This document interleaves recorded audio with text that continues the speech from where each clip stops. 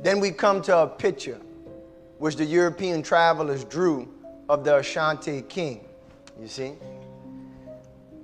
And the Ashanti king had on his chest a breastplate, all right? This is the Israelite breastplate, spoken of in the Bible, with the 12 tribes on it and the different stones on it. Amen.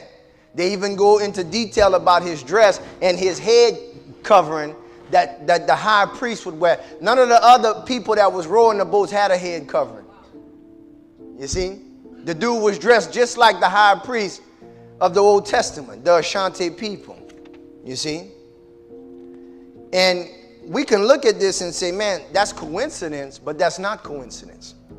Especially when all the other facts lead us to believe, amen, that when Jerusalem fell, we didn't go to Europe, we went to Africa. And from Ghana, my friends, from that place in Ghana, is where the Gold Coast, the Ivory Coast, the Slave Coast was done.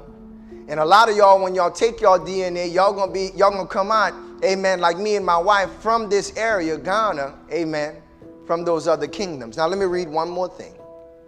Stephen Jacobs, a European Jewish historian, says this: Black Americans now are in a position as never before in modern history to rediscover, somebody say rediscover, and reclaim, say reclaim, but here it is, if they wish, a heritage which has profoundly influenced world history and mankind.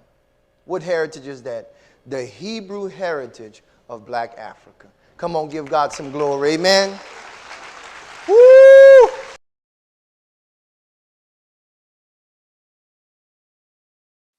Osei Tutu Prempeh II was the 14th Ashantehene, which means King of Ashantis. He reigned from 1931 to 1970. He actually commissioned a book in which he provides an account of the origin of Ashantis scattered in modern-day Ghana, Côte d'Ivoire, and the diaspora.